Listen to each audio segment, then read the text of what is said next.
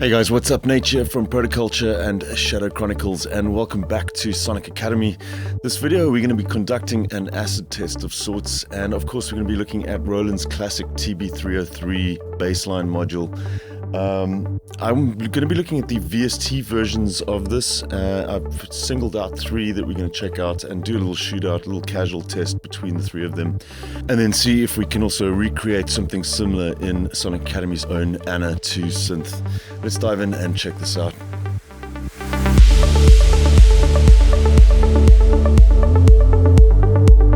Right, so first up in my research for this video, I came across a pretty cool resource that I just wanted to point out before we get started, and that is acidvoice.com. It's a little website that has a number of comparisons between the 303 hardware and various different other hardware boxes, as well as VST plugins. I checked out quite a few of these. Some of them are terrible, and some of them are actually pretty close. The ones that I settled on for this test are the ABL baseline from Audio Realism, the Phoscyon plugin from D16, and the TB-303 from Roland Cloud, which for the most part, the general consensus is that is really close to the original, which is why we're putting that in as well. And I'm not going to be testing hardware with this. We're just looking at the plugins themselves. But yeah, this Acid Voice, really cool little site. Furthermore, what they've got here is 303 patterns. So if you do own the hardware, this is a great little resource for classic patterns. They have them mapped out in images here so that you can use the step sequencer on the hardware to recreate some of these patterns. And you can take a listen to what they sound like, as well as some of the comparisons between the plugins and the hardware. There's various different comparisons you can check out here. So the test bed that I have for these three, I decided to do this inside of Reason because Reason was, or Propellerhead software is the original sort of 303 clone in software. That was, of course, Rebirth RB338. I spent hundreds of hours in Rebirth when I first started producing, so I thought it would be pertinent to do this in Reason. And also because it lets me connect the 303 modules up together. I'm going to quickly just run through how I set this up. I've got a ABL3, the Roland and the Phoscyon all linked up to a mixer in Reason. I've got this Aftermath audio. It's a free module for Reason. It's a CV generator that's basically linked up to all three of the 303 clones.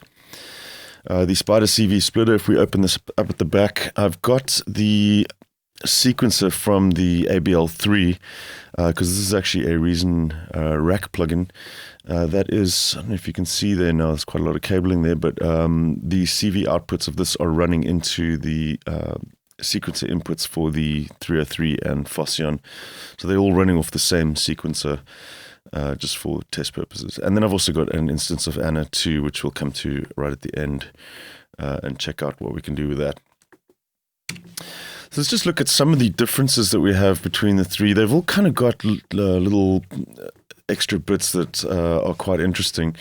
The ABL, for example, the one thing that I really like about this, it has a classic sequencer mode. They all have this classic step sequencer mode that you can use just like the hardware.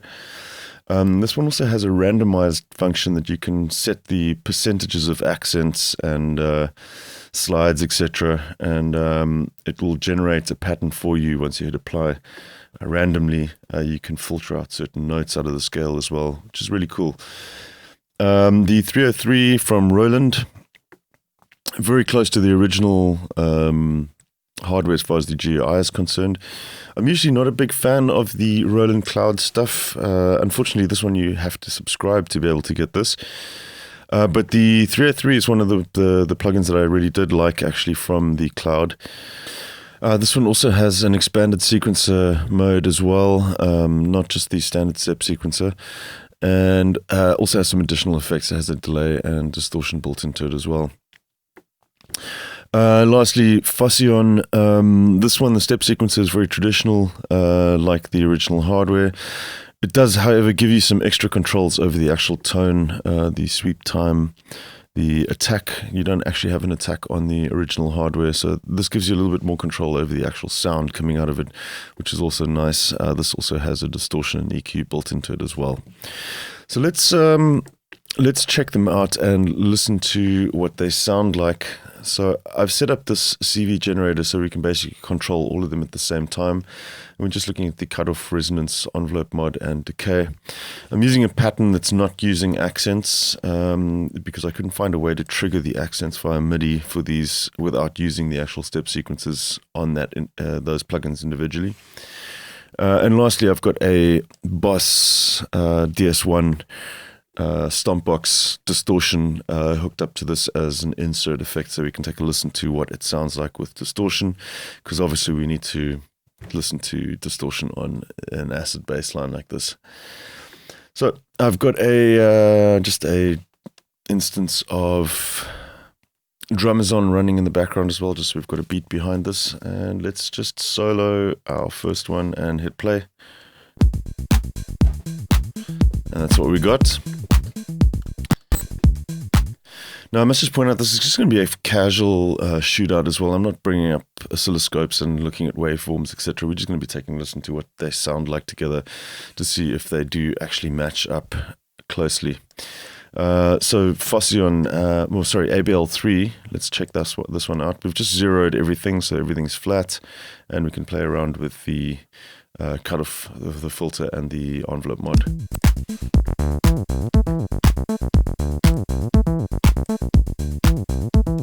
So we're currently just checking out the saw wave. Let's check out the Roland 303.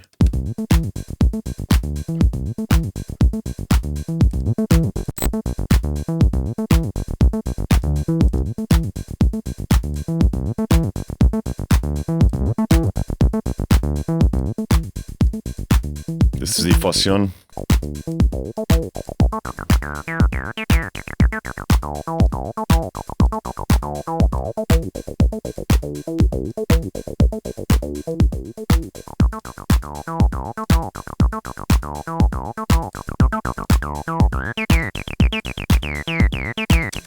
So let's just try some of the envelope mod and decay. They're all pretty close so far.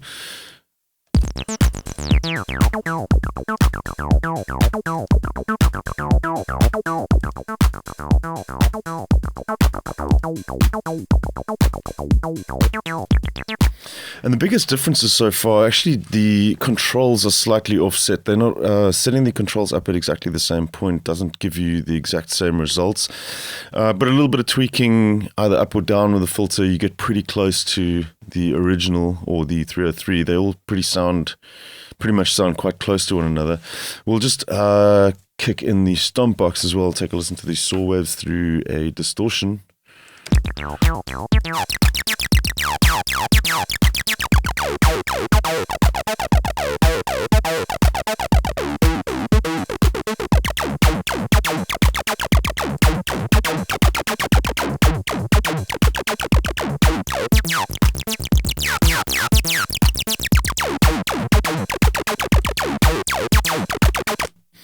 Cool.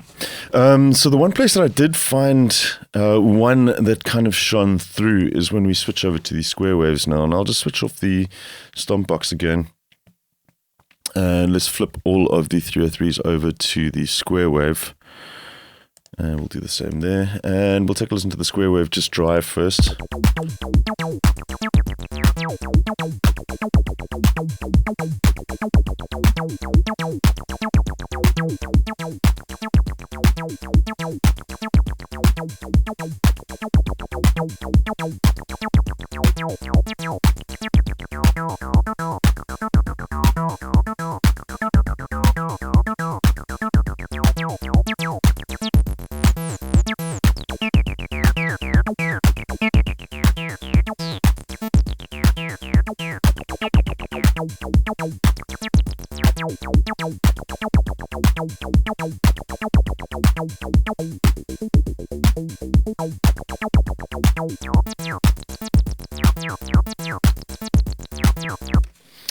Cool. Now, the one place that one in particular shines through, and that is the Roland TB-303, is when we turn on the distortion on the square wave. And listen carefully, you can hear there's a sort of very typical growl that the 303 gets when you distort it with the square wave. And you'll hear that coming out. It's almost like the voice has an octave playing below it, even though it's a single oscillator playing. And we'll check that out now. So first up, we have the ABL3.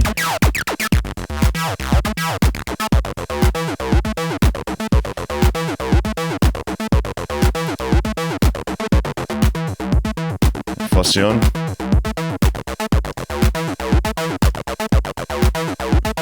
And now the Roland 303.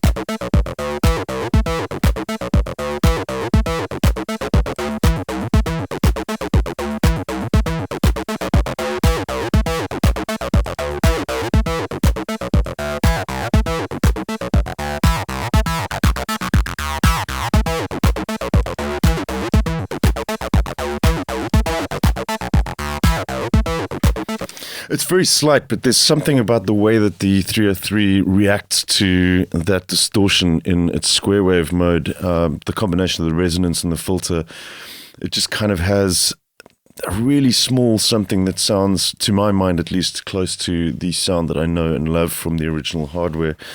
But all in all, they are very, very close to each other, and I think you'd probably do pretty well with either one of these three.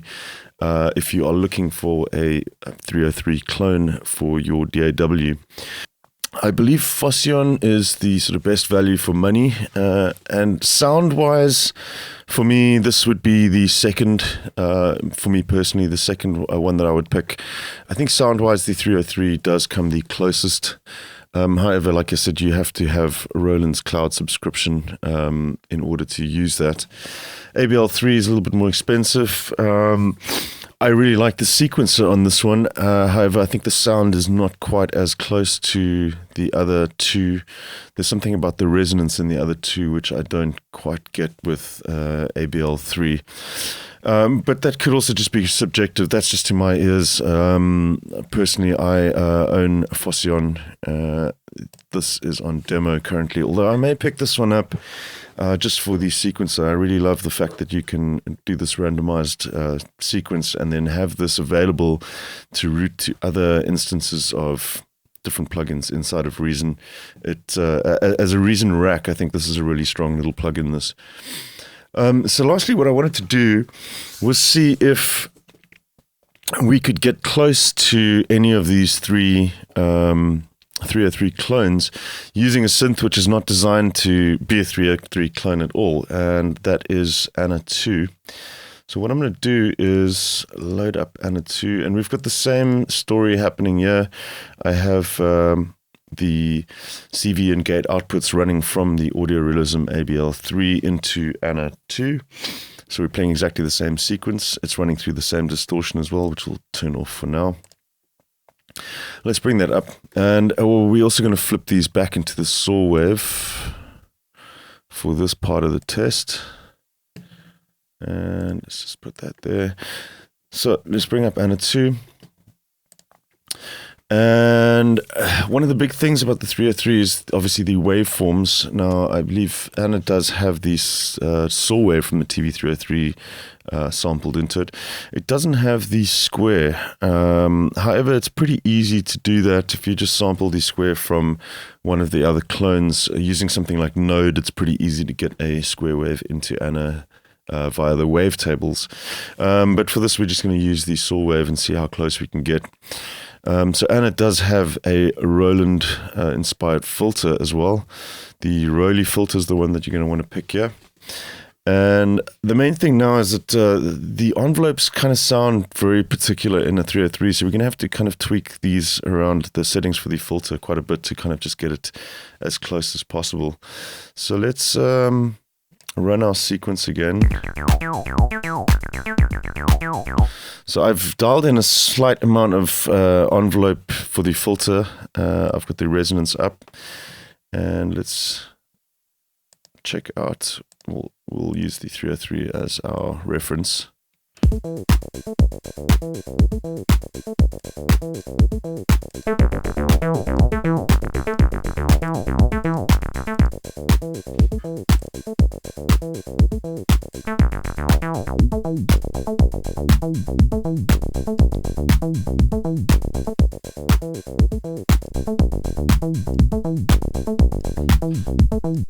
Just have to get rid of the decay on the amp envelope.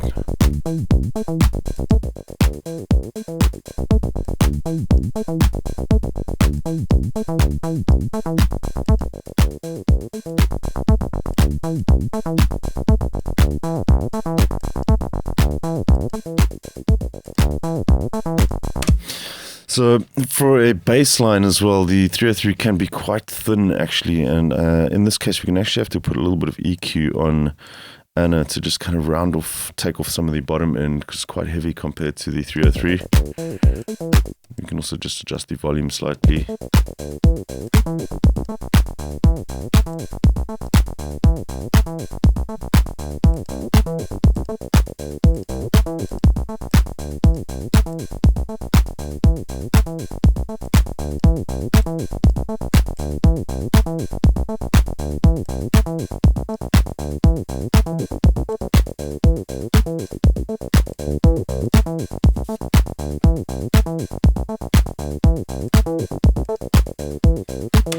So it's not incredibly far off. Obviously, there are going to be differences. You're not going to get this to sound exactly the same. But if you are looking for something that can do an acid-esque sound, this is not a bad effort. Let's play around now a little bit with some different settings as well, and with the distortion running. We'll kick our stomp box back on again.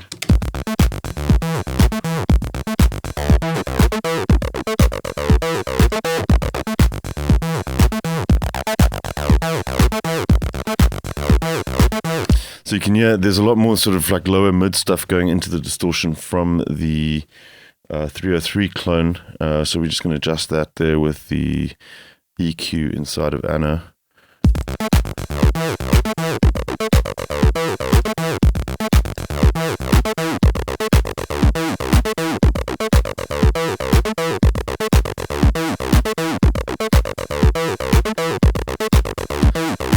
That's pretty close.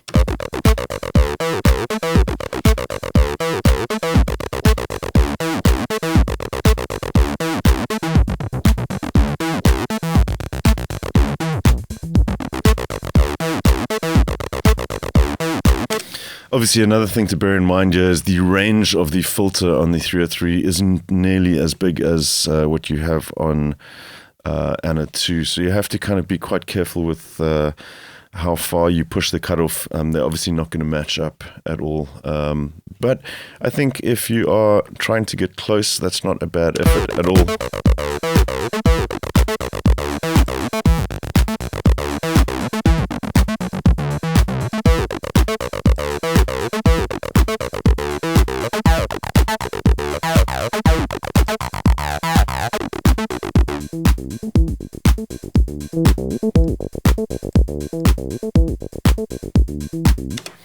Let's just for interest's sake as well, we'll just run one of the other square waves out of ANA as well, just to see what we get. Obviously, this is not the TB-303 saw wave. We'll use the MS square, which is, I think, it's of a Korg synth, and just check out how that compares to the square wave inside of the 303. Let's first listen to that one. Not too bad.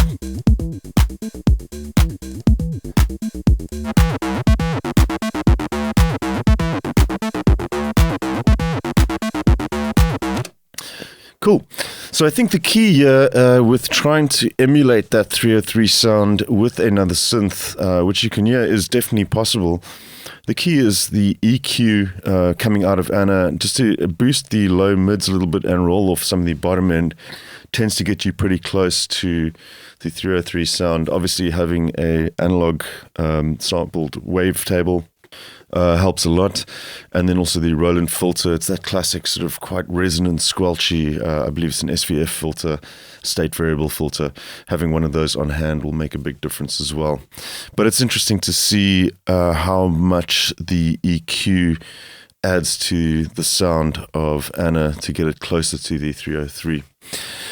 Cool, so I hope you guys enjoyed the video and this little casual comparison. Like I said, I think the 303, if you're looking for absolute accuracy, this is probably going to be the one that you're going to want to get. However, I think any one of these others, the ABL3 and Phoscyon, they make a really, really good effort. They're a ton of fun to play around with. And if you're just looking for an acid sound and are not too bothered about the functionality of the sequencer, you're going to get pretty close with ANA 2 and a little bit of tweaking in the right place like we've seen here.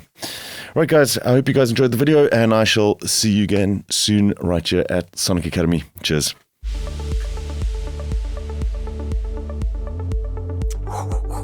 Thanks everyone for watching. We really appreciate the support from you guys. If you liked this video, then smash that like button, and if you want to be notified about new content, hit the subscribe and the bell notifications. Peace!